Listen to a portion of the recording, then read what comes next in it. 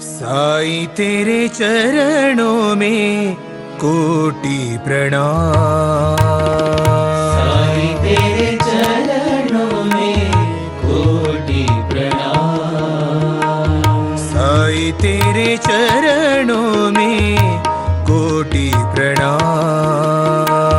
साईं तेरे चरणों में कोटि प्रणाम। शरण में ले लो साईं प्रभो। शरण में ले लो साईं प्रभो। शरण में ले लो साईं प्रभो। शरण में ले लो साईं प्रभो। नमस्कार, मेरे प्रिय आत्मन, साई वाणी में आप सबका स्वागत। प्रारंभ करो, जारी रखो, इसी विचारधारा से साई वाणी को प्रारंभ किया और बड़ी खुशी हुई। आज मैं अजमेर के एक मेरे मित्र सरफराज हुसैन, उन्होंने मुझे प्रश्न पूछा है और कहा है कि हम संकट के समय ही भगवान को क्यों याद करते हैं, हम हमेशा भगवान में लीन क्यों नहीं होते। अभी ये तो ऐसा प्रश्न हुआ हुसैन साहब कि बिना मतलब बीमारी के दवाई खाना, आप बीमार नहीं है लेकिन आप दवाई खाना चाहते हो, कोई मतलब नहीं इसका। आप अपने जीवन में हमेशा भगवान में लीन होना चाहिए। आप क्यों राह देख रहे हो बीमार पड़ने की, क्यों राह देख रहे हो समस्या आने की कि समस्या आएगी तो मैं भगवान को याद करूंगा। ऐसा नहीं होता। समस्या ना आए इसलिए भगवान को याद करना नहीं चाहिए। जीवन में है जो समस्या, उसको डट के खड़ा होके सामना करने की हिम्मत देने के लिए भगवान का आशीर्वाद चाहिए। आप ठीक से समझिए, ये जो आपने प्रश्न पूछा है वो प्रश्न के दो अर्थ होंगे और मैं पहला अर्थ आपको कहना चाहता हूं कि आपकी सादगी, आपका विचार बहुत प्रसन्न है। आप चाहते कि हम हमेशा भगवान में लीन रहे।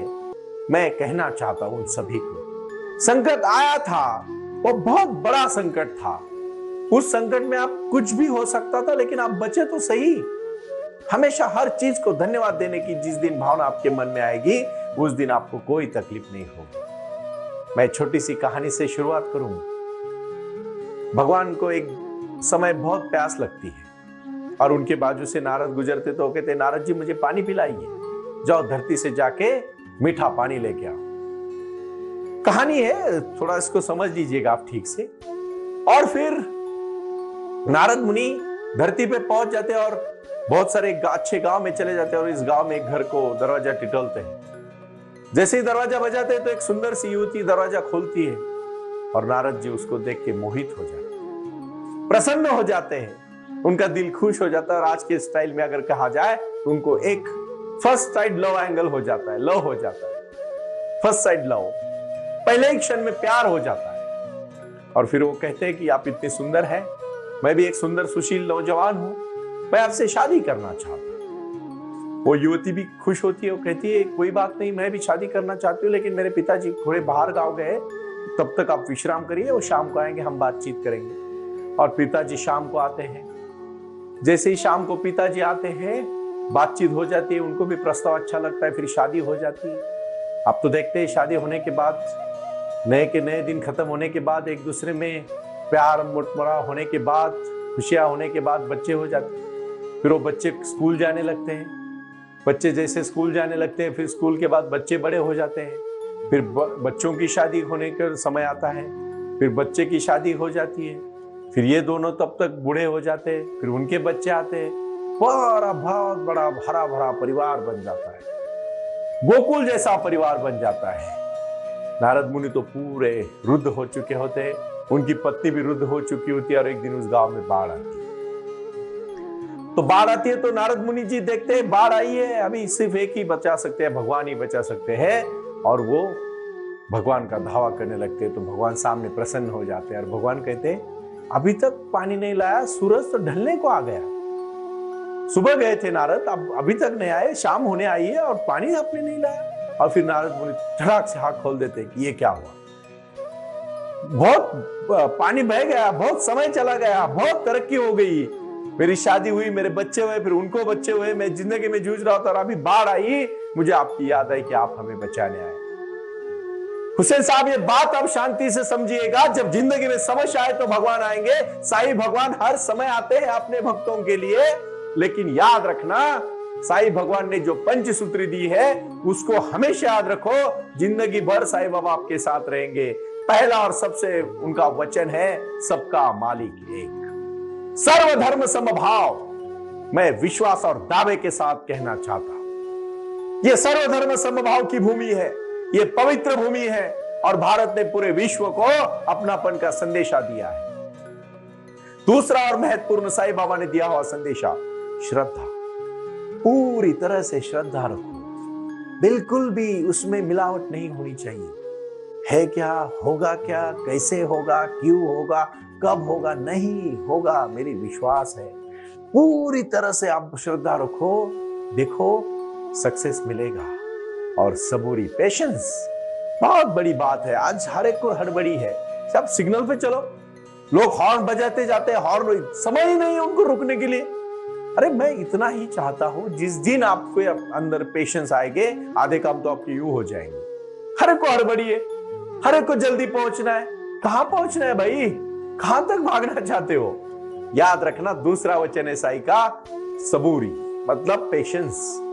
तीसरा और बहुत महत्वपूर्ण बात, हमेशा भगवान के नामस्मरण में रहना, फिर आपको कभी दुख नहीं होगा। मैंने अभी अभी आपको कहा कि जब आपके लाइफ में समय बुरा होता है तो भगवान नजदीक लगते हैं। अच्छे समय भी भगवान को नजदीक रखो, यानी सुख और दुख का आपको महसूस होगा। वो बात आपको जचेगी जो भगवान ने दी हुई है। मैं इसके लिए एक छोटी सी कहानी कहना चाहता हूं। कहानी बड़ी प्रीतिपूर्ण है, आपको समझना पड़ेगा, क्योंकि आपके जीवन के तरफ देखने का नजरिया हमेशा सकारात्मक होना चाहिए। पॉजिटिव थिंकिंग वाले इंसान ही जीवन में कुछ कर सकते हैं। यानी जो इंसान साहस पूर्वक संघर्ष करता है वही भगवान के नजदीक रह जाता है। हमेशा साहस पूर्वक संघर्ष करना बहुत बड़ी बात है, बहुत बड़ा लक्ष्य है, जीवन की बहुत बड़ी दिशा है। अपने जीवन में बहुत ऐसा समय आता है कि हम बहुत थके जाते हैं, बहुत रुक जाते हैं, कठिन समस्या के ऊपर क्या करना है, समस्या नहीं, उसको कैसे हल करना है नहीं समझ पाते और फिर जिंदगी में पीछे चले जाते हैं। मैं तो कहना चाहता हूं, आगे पीछे की बात मत सोचिएगा, सिर्फ चलते रहिएगा। प्रारंभ करो जारी रखो का नारा ही है। अगर कोई लक्ष्य को पाने के लिए निकले हो भाइयों तो रुको नहीं। हमारा तो लक्ष्य है साईं वाणी के माध्यम से पूरे विश्व में भारत को एक ऐसा देश बनाए जो उसके लिए, सबके लिए वहां भाई भाई से प्यार से बात करे, एक परिवार में अपनापन हो, हर एक हेल्थ से मजबूत हो, उसके बाद उसके शिक्षा का ज्ञान हो, समझदारी का ज्ञान हो। खाली पढ़ा हुआ शिक्षक नहीं, समझदारी वाला शिक्षित मुझे चाहिए, जो अपने माँ बाप का ख्याल करे, जो अपने राष्ट्र का निर्माण करे और जो परिवार में, समाज में खुशियां बांटे, ना कि दुख बांटे। चौथा और महत्वपूर्ण, क्रिया करने वाला, ध्यान करने वाला इंसान मुझे बहुत पसंद है। साईं बाबा कहते हैं, उठो जागो और तब तक मत रुको जब तक ध्यान नहीं लगता, क्योंकि जब अंदर जाओगे तो खुशी पाओगे, बाहर ढूंढोगे तो हमेशा दुख पाओगे। तो अंदर की खुशी को जानने के लिए आपको ध्यान करना पड़ेगा। ये जो शक्तियां है, ये शक्तियां आपके अंदर है। मूलाधार चक्र से सहस्राधार चक्र तक जब ऊर्जा बहेगी तो आपको शांत महसूस होगा। शांतता कभी बाहर से नहीं मिलेगी, मैं लिख के देता हूं आपको। शांतता सिर्फ और सिर्फ आपके विचारों से मिलती है, शक्ति से मिलती है, भक्ति से मिलती है, और वो भक्ति है साधना की भक्ति। ये छोटी सी कहानी बहुत प्रीतिपूर्ण है, आप उसको ठीक से समझिएगा। जीवन को उस तरफ से देखिए, फिर देखो जीवन कितना सुंदर है। 3 भाई होते हैं और तीनों मजदूरी पे चले जाते हैं। मजदूरी करते हैं, पत्थर तोड़ के मंदिर बनाने का काम चलता है। बड़े कॉन्ट्रैक्टर के पास होते हैं। पहला तो बहुत परेशान होता है, अपना पत्थर तोड़ता है, मुंह में गुटखा खाता है, शराब भी पीता है, बहुत परेशान रहता है और पत्थर तोड़ के थोड़ा पैसा लेके अपना गुजरान करता है। तो वहां से एक ज्ञानी इंसान चलता और पूछता है पहले को, बेटा क्या कर रहे हो, क्या काम कर रहे हो? तो दिखाई नहीं दे रहा है, मैं पत्थर तोड़ रहा हूं, और फिर भी पूछ रहा है। गुस्से में बोलता है, पत्थर तोड़ रहा हूं, बाकी कुछ क्या कर रहा हूं, मैं पत्थर ही तोड़ रहा हूं, जी रहा हूं मैं पत्थर तोड़ के, और क्या कर रहा हूं, मैं तो कोई कलेक्टर थोड़ी ना हूं। फिर दूसरा बहुत गुस्से से देखे, दूसरा थोड़ा सा कोई बात नहीं, ठीक है तू तेरा काम कर ले। दूसरे को पूछते तू क्या करता है, वो थोड़ा शांत होता है लेकिन उसके भी सर पे बहुत परेशानियां दिखती है। वो शांत होता है, वो गाली गलौज नहीं करता है, लेकिन वो बोलता है मैं पत्थर तोड़ रहा हूँ, मेरी बीवी है, मेरे 2 बच्चे हैं, मैं उनका परिवार चलाता हूँ और मैं खुश हूँ, पत्थर तोड़ने का काम कर रहा हूँ बस, और क्या कर सकता हूँ, ज्यादा पढ़ा लिखा तो नहीं हूँ, कोई बात नहीं, ठीक है। तीसरे को पूछते हैं, वो तीसरा बड़ा प्रसन्न होता है, बहुत मेरे साईं के भक्त जैसा प्रसन्न होता है। जिंदगी में हर आए हुए मुकाम को वो खुशी से करता है, आनंद से करता है, प्यार से करता है, लक्ष्य से करता है और बहुत प्रसन्नता के साथ ध्यान और मेडिटेशन के साथ हमेशा शांति से पत्थर तोड़ने का काम करता है। तो वो इंसान पूछता है भाई आप क्या कर रहे हो? मैं तो पत्थर नहीं तोड़ रहा हूं, ये तो मेरा छोटा काम है, लेकिन यहाँ बहुत बड़ा मंदिर बनाने जा रहा है, ये राम कृष्ण का मंदिर बना रहा हूं, ये राम मंदिर बनाने का काम चल रहा है, इसमें मैं तो काम नहीं कर रहा हूं, मेरा जीवन का योगदान दे रहा हूं, भगवंत मेरे हाथ से मंदिर बनाने का काम करवा रहे, इसलिए मैं खुशी से काम कर रहा हूं। और उसका नजरिया, उसका प्रसन्नता, उसका देख के वो इंसान भी खुश हो जाता है। जीवन में रोजमर्रा की जिंदगी को लोग पहली तरह से जियोगे परेशान हो जाओगे, दूसरी तरह से जियोगे तो हजारों करोड़ों जीते हैं, लेकिन भाई और याद रखना तीसरे की तरह जियोगे तो जीवन सुंदर हो जाएगा। फिर इसी जीवन में कोई जन्मा तो कोई बुद्ध बना, कोई महावीर बना, कोई बुद्ध बना, कोई महावीर बना, कोई गुरु नानक बना, कोई जीसस क्राइस्ट बना, कोई राम बना, कोई कृष्ण बना, लेकिन कोई कुछ भी नहीं बना। उनको भी 2 पांव, 2 हाथ, एक नाक, 2 आंख, 2 कान थे। कितने लोग याद है बुद्ध के जमाने के, आपको बताओ? कितने लोग याद है महावीर के जमाने के, बताओ? कितने लोग याद है गांधी के जमाने के, बताओ? कितने लोग याद है आपको? आपके परिवार की पीढ़ी कितनी याद है? अगर कोई एक हाथ कर्तृत्ववान बना तो उसका नाम रहता है, बाकियों को तो लोग भूल भी जाते हैं।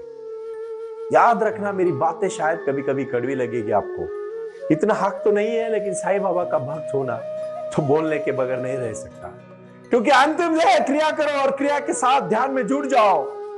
भगवान कृष्ण जब अर्जुन को कह रहे थे गीता, तो महाभारत के समय में दोनों में जो बातचीत हुई ज्यादातर मौन बातचीत है, क्योंकि अर्जुन की अवस्था, मन की अवस्था को, मानस शास्त्र को भगवान कृष्ण ने पढ़ा और उनको उन्हीं समय में जो योगदान दिया, जो मार्गदर्शन किया, जो लड़ते समय दिया। मैं भी जिंदगी जीते समय, मैं खासकर 9वीं से लेकर 12वीं तक के बच्चों को कहना चाहूंगा कि अभी मजा करोगे जिंदगी भर सजा पाओगे, अभी पढ़ाई ध्यान से करोगे जिंदगी भर खुश रहोगे। मैं व्यापारी वालों को बोलूंगा शुरू में ज्यादा मौज मजा ना करते हुए व्यापार शांति से करोगे, लक्ष्य से करोगे, ध्यान से करोगे, बहुत अच्छा कार्य करोगे। लेकिन शुरू में मजा करोगे, गाड़ी घर गाड़ी बंगला के पीछे पड़ोगे, व्यापार डूब जाएगा, लेकिन व्यापार बढ़ जाएगा, हजारों घर गाड़ियां ले सकते हो। याद रखना, पहले अपने जीवन की मजबूत करो जड़ें, विचारों की मजबूत करो जड़ें, और जड़ें जब मजबूत हो जाती है, याद रखना आपको आपके सिवाय कोई नहीं रोक सकता, कोई नहीं दुखी कर सकता आपको।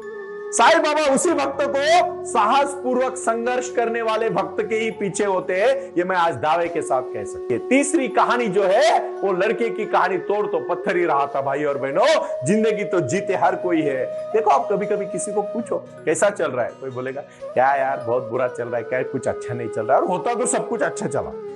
दूसरे अरे कुछ चल रहा है, जी रहा है बस, और क्या, अरे बहुत अच्छा चल रहा है, कुछ नहीं था मेरे पास, आज देखो इतना अच्छा घर है, पत्नी है, बच्चे हैं, गाड़ी है, समाज में नाम है, खुशी हूं, बहुत सारे लोगों को मदद करता हूं, जिंदगी बहुत अच्छी जा रही है, बहुत मस्त हूं, कोई टेंशन नहीं, कोई प्रॉब्लम नहीं। क्या बात है भाई, क्या बात है? कहां से आती है खुशी? खुशी बाहर से नहीं आ रही है, खुशी अंदर से आ रही है। और अंदर से खुशी इसलिए आ रही है क्योंकि सबसे महत्वपूर्ण कार्य वो कर रहा है, वो अपने जीवन में कंफ्यूज नहीं है, वो अपने जीवन में द्विधा मनस्थिति में नहीं है, वो अपने जीवन में अस्थिर नहीं है, और वो अपने जीवन में अपने मन में खुशी का झंडा हमेशा लहरा रहा है। खुशी तभी आएगी जब आप निरोगी होगे, और निरोगी होने के लिए हर दिन आपको ध्यान और क्रिया करनी पड़ेगी, शक्ति की साधना करनी पड़ेगी, भक्ति की साधना करनी पड़ेगी। क्योंकि एक वर्ड याद रखना, अंग्रेजी में 5 ही शब्द है, AE, AEIOU, और ये 5 शब्द से पूरे शब्द को अर्थ बना देते हैं। स्वर और व्यंजन की बात कर रहा हूं मैं। स्वर 5 ही है, व्यंजन बहुत सारे हैं, लेकिन व्यंजन को जब तक स्वर का स्पर्श नहीं होता तब तक अर्थ नहीं निकलता। जीवन में भी अपने जीवन में कोई लक्ष्य नहीं मिलता तब तक जीवन कोई फायदे का नहीं तो सिर्फ और सिर्फ आपको व्यंजन की तरह रहना पड़ेगा। स्वर उसको मिलाओ, और पहला स्वर है अध्यात्म का ध्यान और दूसरा स्वर है क्रिया। इन दोनों करो, प्रारंभ करो, जारी रखो इसी विचारधारा से साई वाणी सुनते रहो। ओम साई राम, प्रणाम। ओम साई राम, प्रारंभ करो, जारी रखो। इसी विचारधारा से साई वाणी का प्रारंभ हुआ। शिरडी के साई बाबा का आशीर्वाद पाके खुद अपने जीवन में एडवोकेट डॉक्टर सुनील नाना साहेब करपे जी ने साई वाणी के इस कार्यक्रम को प्रारंभ करते हुए 21वीं सदी को सही में साई बाबा के आशीर्वाद से लोगों के जीवन में बदलाव एवं खुशियां लाने के लिए साई वाणी का प्रारंभ किया। लगातार लोग साई वाणी को सुनते आ रहे हैं। साई कृपा जो साई ध्यान से जुड़ी हुई है, क्योंकि मेडिटेशन ही एक ऐसी शक्ति है जो जीवन में क्रांति ला सकती है, बदलाव ला सकती है और खुशियां दे सकती है। लेकिन उसके लिए प्राणायाम बहुत महत्वपूर्ण है और अपने संकल्प के प्रति अडिग रहकर उन्होंने प्राणायाम की श्रृंखला को अपने शक्ति से जोड़ा और उसको साई क्रिया के माध्यम से साई ध्यान के प्रति वो लगातार लेके चले गए। इन सब क्षेत्रों के लिए एक ऐसा परिक्षेत्र होना चाहिए जहां लोग आए और रुके।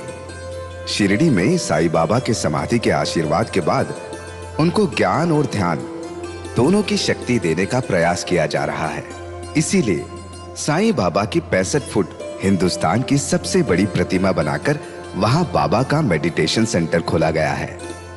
साई आंगन इस नाम से यह जाना जाता है।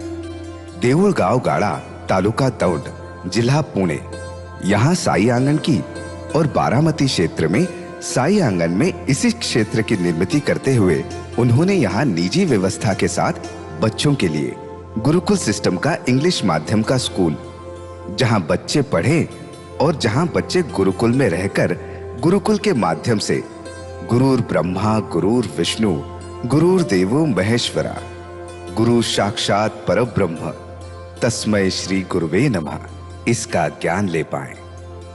इसी के लिए इसे पूरी तरह से सीबीएसई एवं गुरुकुल के माध्यम से बच्चों को एक सुजान एवं भारत का एक ज्ञानी और अच्छा नागरिक बनाने के लिए वे ये कर रहे हैं। उसी के साथ हेल्थ इज वेल्थ कहते हैं कि शरीर ही सबसे महत्वपूर्ण संपदा है और उस संपदा को आयुर्वेदा के माध्यम से लोगों को जोड़ना चाहिए। इसीलिए उन्होंने यहाँ साई वाणी आयुर्वेदा हॉस्पिटल की भी निर्मित की है और उस कार्य के लिए वो पूरी तरह जुड़ चुके हैं। पूरे विश्व से लोग साई क्रिया और साई ध्यान के माध्यम से जुड़ रहे हैं और इसीलिए उन्होंने साई वाणी trust.org इस ई कॉमर्स की भी स्थापना की है। इस ई कॉमर्स के माध्यम से हजारों करोड़ों भाई बहन को उन्होंने व्यापार करने के लिए प्लेटफॉर्म दिया। उनकी कला, उनकी क्षमता, उनका ज्ञान लोगों तक पहुंचाने के लिए साई वाणी trust.org बहुत बड़े लेवल पर महत्वपूर्ण प्रयास कर रहा है। इसीलिए यहाँ आए। ये बाबा की नगरी है। यहाँ बाबा का विज्ञान, बाबा का आशीर्वाद एडवोकेट डॉक्टर सुनील नाना साहेब करपे जी के साथ लोगों तक पहुंच रहा है। हमसे जुड़े रहने के लिए आज ही साई वाणी के ऑफिशियल यूट्यूब चैनल को सब्सक्राइब करें या अधिक जानकारी के लिए संपर्क करें 9604050607। ओम साई राम। प्रारंभ करो, जारी रखो।